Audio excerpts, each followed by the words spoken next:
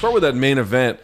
There's an interesting ESPN article about Derrick Lewis and how he was sort of identified by George Foreman to get into boxing.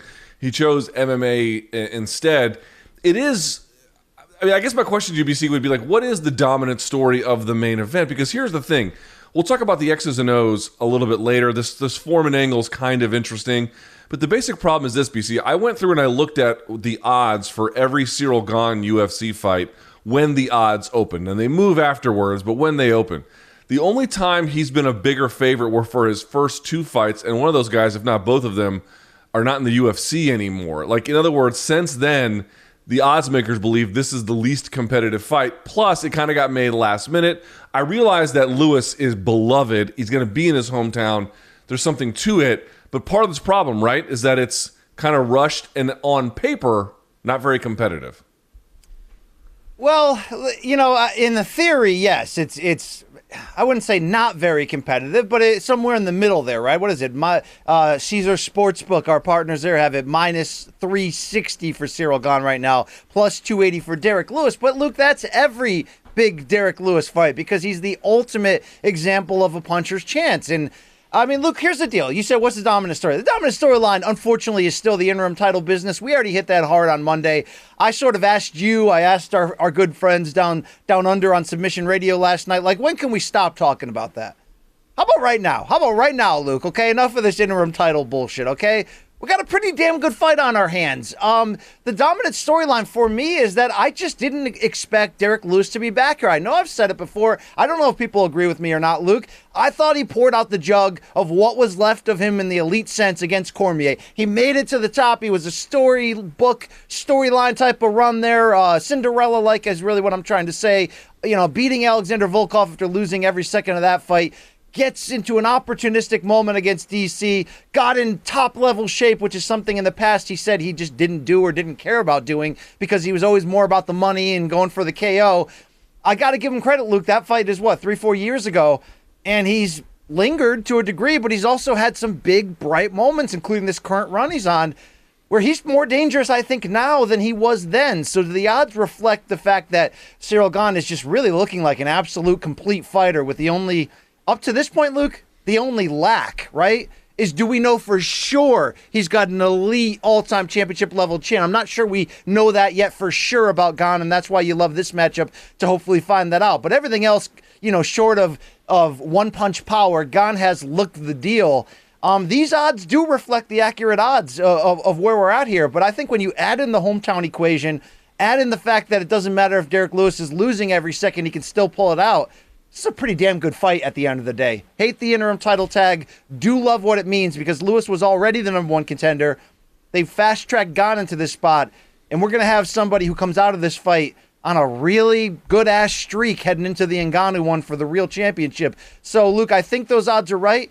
I do want to spin it back on you, though, and say normally we don't talk a lot about hometown advantage. It's not the first time somebody's fought for a title in their backyard or done it as an underdog. But do you think that matters at all in this case?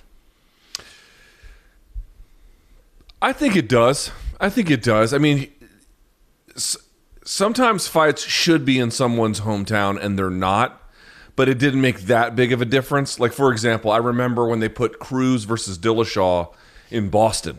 Remember that? They put it in Boston of all places. And you were like, it was a fine fight and the crowd was hyped for it, don't get me wrong, but you're like, neither of these guys are from there. Wouldn't you want to have it in their hometown? But like, you could have put it, you know, I guess in San Diego where Dominic Cruz lives, or you could have put it in Sacramento or whatever. And, you know, yes, the Team Alpha Male thing at the time would have been big for TJR. I can't remember if he had left by then. But the point being is, yeah, there would have been some value to it. But some guys are just tied to their hometown. Like, they are majorly identified by it. And Derrick Lewis is that way. Houston really embraces him and them. And so I do think that it will either boost him in some kind of way or, you know, maybe the jitters will get to him too, because this could be one of those fights where everyone's asking for tickets and what do you know and can you get us in and we're all going to come see you and blah, blah, blah. I suspect that for all the fighters returning to their hometown who would be affected by it positively or negatively, there's going to be a lot that you wouldn't see a whole lot of it. You may see a whole lot of it with Derrick Lewis, given that the ties are so deep. Still, I mean, this is the problem with the fight, as far as I can tell. You're right. Forget all the interim stuff. These guys have, they took the fight, but they have nothing really to do with that. That's just UFC awarding something, and it's a different consideration. The problem for me is that while we have seen routinely, and to your point, Derrick Lewis was a plus 340 underdog to Curtis Blades, and he viciously KO'd him, right? So this is a guy who can defy the odds, a demonstrable ability to do so. He's going to need to do that to a guy who is a master of range and can be patient. The thing where you bring in the hometown crowd is you got this crowd that's going to want Derrick Lewis to be Derrick Lewis. And you've got Ciryl Gane, who sometimes can have this really amazing offense, but what he's very good at is just putting the pin back in the grenade. He is very good at just disarming the bomb, so to speak, and sometimes he'll just let that ride round over round over round. I think if you're a Houstonian and you're cheering for Derrick Lewis, of course that's the right call. But I would be a little bit prepared for a fight that could go long, and you're going to need some late heroics because it could be exciting. I cannot rule that out. But you have to take seriously, I think is what I'm saying, BC, the possibility that it may not, and that could cause some issues. Yeah, and we're going to get into the Ciryl Gane side and throw to some soundbite in a second. I did ask Gane specifically about his fighting style and the idea of, do you feel pressure at this point to have to go for a knockout, especially in an interim title fight? And, that's what the fans want. And, I liked his response. He was basically like, no, I mean, my style is my style. I see myself more. Now, he's not calling himself the Mayweather of MMA like AJ McKee does, but he's basically saying, look at somebody like Floyd Mayweather, whose persona as a fighter is of a defensive, style meant to diffuse the other person. He sees himself that way, which I thought was really interesting, Luke.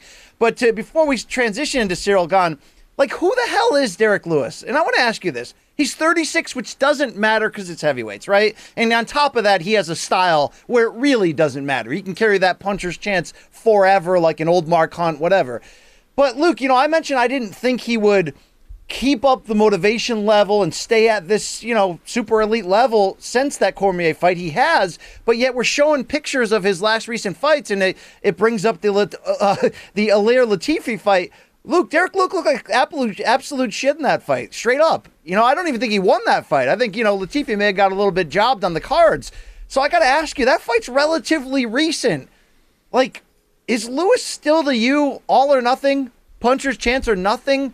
Do you think that fight's an aberration, or is he just lazy at times? Or, I can't get a real full grasp, and that's why the odds are the way they are, on who he actually is as a fighter, because a lot of his game, I think, is set up to deceive you, disarm you because of the jovial nature, because he looks like he can be exhausted and then explode out of nowhere with a big surge, and he probably was exhausted, Luke. Do you get a handle on how good he actually is?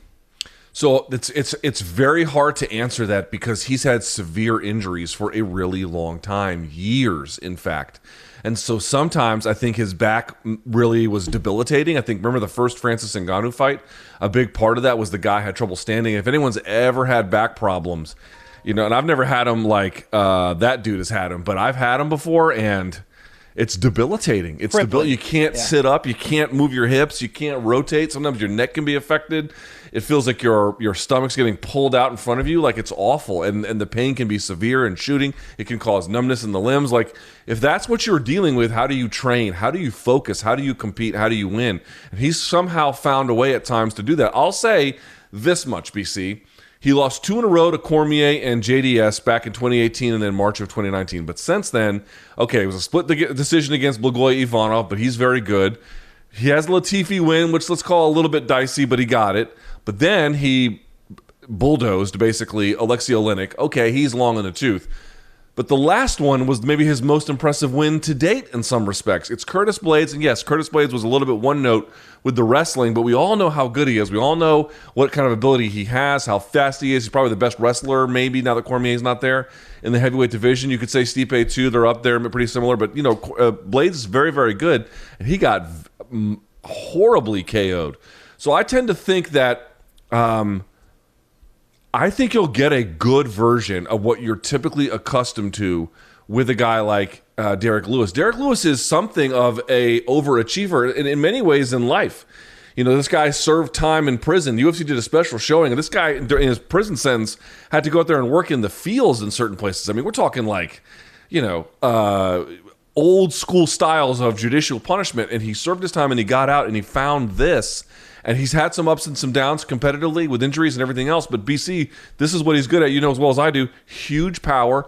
He is patient as all get out. He can be explosive when he needs to be. And I think he sort of leaned into those strengths in a way where he'll take risks when he has to. He'll be patient when he has to. And by and large, it has worked out for him, ...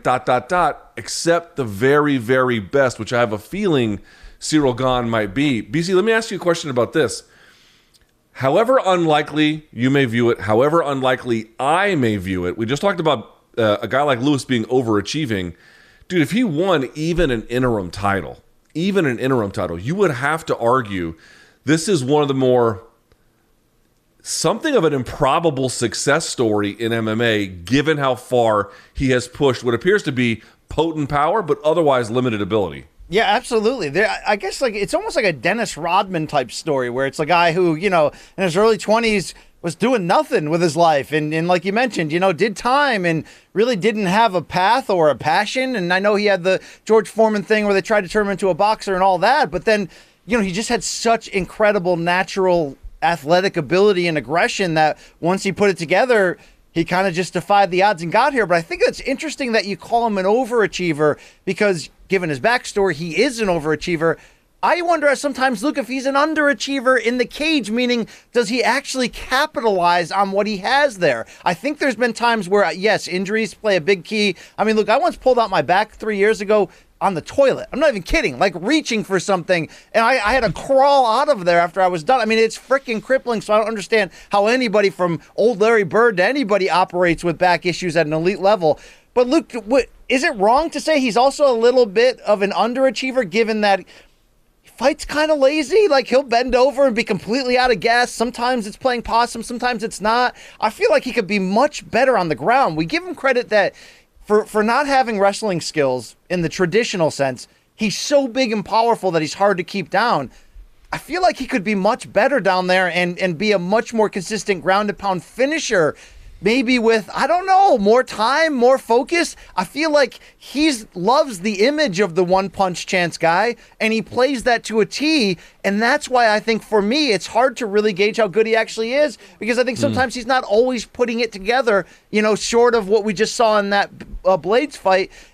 His biggest wins before the Blades fight haven't been accidental, but they've been in fights, Volkov, even JDS, where, you know, or the JDS when he lost, it was reversed, where he looked great and then he lost. But, you know, there's a self-implosion part of how he lost the JDS one, and then there's other times where he looks awful and then he surges to win that I don't really know with the perfect camp and the perfect dialed-in mindset if he could be even better than he's shown up to this point, Luke. And that's why, if you're just talking from a betting standpoint, you got to love plus 360 here for this guy coming into his hometown on Saturday.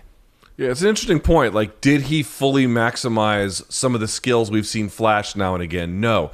In part because of injuries, but maybe because of work ethic or, you know, exactly what kind of commitment does he want to make with his life to training that would get him the results. So in that sense, maybe he's a bit of an underachiever. But in that sense, this goes back to being an overachiever, a guy who did time and had to go and find a career sort of later in life to make kind of... What else was he going to do to make this kind of money? I don't know that there's an obvious answer. And then, look, that's not me. Hold on real quick. That's not me judging him and being like, oh, this guy's lazy. Listen to like every interview he's done the past 5 years. He's like, I hate training. Like he lays it all out there, Luke. There's no fooling around with this guy. I think he's even told me he didn't even like drinking water before. It's like, if you don't like drinking water, man, that's a tough place to live and a tough sport to train in. But the point being is, the reason why I would say overachieving is because I sort of take people as they present themselves. Like, if you're the guy who repeatedly has told us you don't like training, I'm just going to assume that like it's not really possible to motivate you to be anything other than what you are. And so if you take that person and you look at the place that he has found himself in, 4 wins in a row, the last one, thunderous KO over a guy who was a sort of perennial top contender, now in an interim title fight. Jesus Christ, man, that is like way more than it was ever supposed to be, given these abilities. If you took Derrick Lewis's abilities, as considerable as they sometimes can be, with all the weaknesses too, and you tried that at light heavyweight, you'd have some success, but less. If you tried it at like middleweight or welterweight, you would get absolutely destroyed. You would have nothing.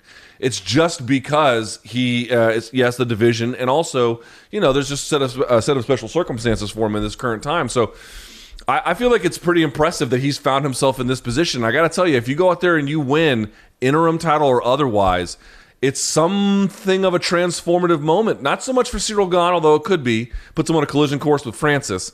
But for Derrick, man, it makes him reach a level of achievement that I just wasn't sure was ever possible for him. It would be a huge, huge moment. And to be fair, some of the other comments he makes where he's just like, I don't love this sport. It's a job. I'm just trying to feed my family. I think that's partially why we love him so much. We love him because he's hilarious, but we love him because he sounds like one of us. He just happens to have this ability to knock people, cold, and it's awesome to watch. It's hard not to love the guy when you watch him. But Luke, let's spin it over to Ciryl Gane. It's like, I want to take the angle of, here's a guy who's 31, but look, he's only been fighting professionally for 5 years, and he only was fighting in Muay Thai for a few years before that. You can read his Wikipedia, and I did ask him about it in the interview. I mean, he's working at a furniture store full-time, and he only went full-time into fighting because the furniture store went out of business. He didn't know what to do next. Here's a guy who's sort of just still figuring out the game, how good he can be, and yet, is he ready for a stage this big? Is Lewis somehow actually an easier fight for him than the last two against Rosenstruck and against Volkov? Do you have any fear of him, given how young he is in the sport, walking into the spotlight of a title fight in an opponent's backyard? Do we talk enough about the things we don't know yet about Gane? No, but I think the reason why we don't is that what we see, like if you didn't know his resume, right? You didn't know how many wins or how many losses or even how many fights the guy had. You just knew, hey, I'm going to show up and watch some UFC fights today. Here are these two UFC fighters. Here's X, whoever would have been previously, and here's Ciryl Gane. And you watch Ciryl Gane compete, you'd be like, oh, that's an experienced competitor who has a clear understanding of what he's doing and how to get there. And he understands timing and distance and setups, like all the things that senior advanced level fighters get, not just senior level fighters, but senior level fighters with sort of significant experience under their belt. So he actually doesn't have that significant experience, although he's got, each time he goes out there, it certainly gets better and better. But you're right, dude. If you just look at his resume, you would think there's a lot of questions. The problem that you just encounter is that it doesn't match what's on tape. I do think what the tape shows you is that he's got a real keen sense of offense, but he's got his game, I'm not going to say is defensively dominant. That's not quite true. But again, his game is neutralizing dominant. There's still an element of that. He can have devastating finishes, but they're not quite as accessible yet. And so that tells me that there are still some levels of comfortability and experience that he lacks. But what he already has is typically the province of someone with triple his experience. Yeah. He's just so good, he got there in a short amount of time. I think he's a breath of fresh air stylistically to this division. And Luke, this is something I asked him about. If we can toss to this sound, I'd like to get your reaction, because a guy this big, 6'5" and jacked, really should not be this quick. Let's hear from Ciryl Gane. Well, the way you fight it is somewhat magical, because we don't see heavyweights who are as quick as you, have the footwork as you. Why do you think you're different from everybody else in terms of your fighting style? What makes it so different? Ce combat-là ou non, moi? I don't know exactly. Maybe I just started that 3 years ago. Maybe this is my advantage. I don't have a pressure, and I just want to make a show for the fan. If I win, if I lose, that's I'm comfortable with that. And yes, I have a good footwork, and maybe this is because I did a lot of sport when I was young, and basketball, soccer, and a lot of sport, and maybe this has helped me to do very well today. What kind of a basketball player were you? What kind of game did you have? A big jump. I was really fast. I have a big jump. I like to smash, and nice. Okay. Yeah, it was easy for me. A really good jump. And Luke, he loves to smash, and it was easy for him. I think all of us look up to that, Luke. Listen, who could be angry at a man who can admit such escapades. But in all seriousness, he is a incredible talent. And listen, do you think there's something to that, Luke? The idea that because he didn't grow up wanting to fight, he didn't start training in a gym in his teenage years. He's playing soccer and basketball as a regular dude, that his footwork's a little different. You know, Hakeem Olajuwon grew up playing soccer. His footwork as an NBA center was just completely different. That mixed with what he said, Luke, I win, I lose, whatever. I'm new to this game. It doesn't really matter. All of that does make him, I guess, extra dangerous. He's not coming in here with the typical pressures or the typical blueprint of your average heavyweight. Yeah, I think that kind of stuff can absolutely matter. It's a different kind of situation, but I talk about him all the time, but Arnold Schwarzenegger was famous in bodybuilding because he actually took ballet classes. You can see this in Bumping Iron. And the reason why I did it was so he could get more artistic poses that he would never have learned in a gym. You could talk to all the other bodybuilders in the world. They would have never have recommended the things that he got from that, and he took that to the stage, and it really aided in his ability to win. And so, exactly what he got from those other sports, I don't know. But he's clearly athletically gifted, and just his understanding of distance and timing and range is second to none maybe in that entire division. It's very, very good. And so for me, the collision course with Francis is really the big story beyond that, because if he wins against Derrick, which, still a big if, but if he wins against Derrick, he sets up a meeting where you're going to unify the titles, which we know is kind of silly, but whatever, it's there. It's the guy who used to train with his current coach, heavyweight champ versus sort of this new era. It's a big deal. It's a big deal if he wins for UFC. We'll have to see what happens. So what happens now?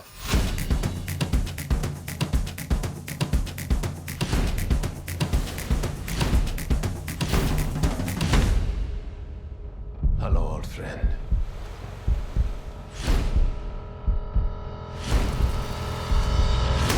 Get in!